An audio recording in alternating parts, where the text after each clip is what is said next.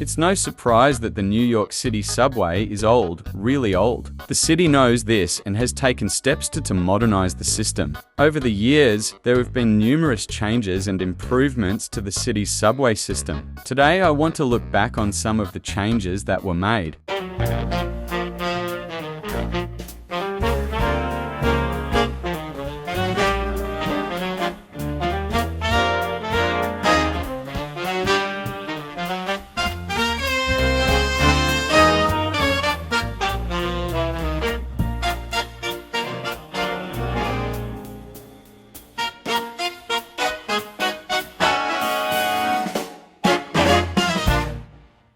To start, countdown clocks were added to stations by 2011, which would tell you the next couple of trains arriving and how much time until they would arrive at the station. And starting in 2011, the MTA added help point stations where you could contact MTA officials in the station and on new tech trains, if I recall correctly. Fun fact or not, most subway stations do not have air conditioning. However, 7 stations do.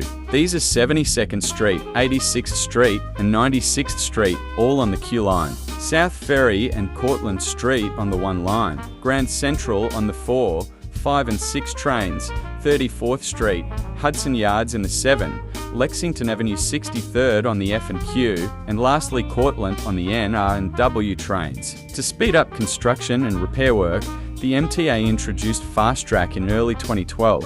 Fast Track was a new approach to construction as it would shut down a part of a line during late night over the week rather than the weekends. Fast Track was a part of the 2017 to 2021 state of emergency of the MTA. The Enhanced Station Initiative was a program included in the 2015 to 2019 capital plan. The program had 33 stations throughout the different boroughs undergo complete overhauls. Stations could be closed for up to 6 months.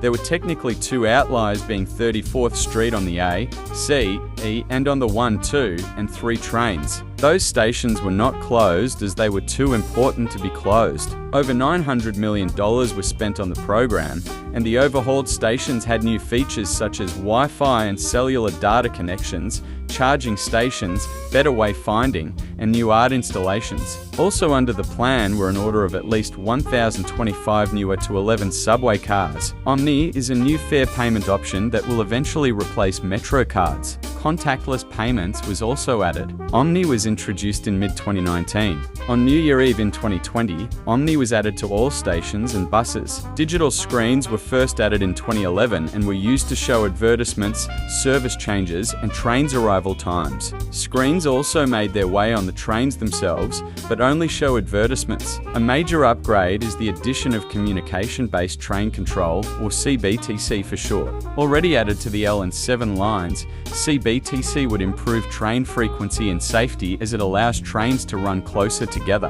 CBTC is also installed on the Queens Boulevard line, with more lines to get it in the future. This was just a quick look at how the MTA has modernized itself. It's looking good for the future of the system if everything goes smoothly, but this is the MTA we're talking about, so that's pretty much impossible. Thanks for watching.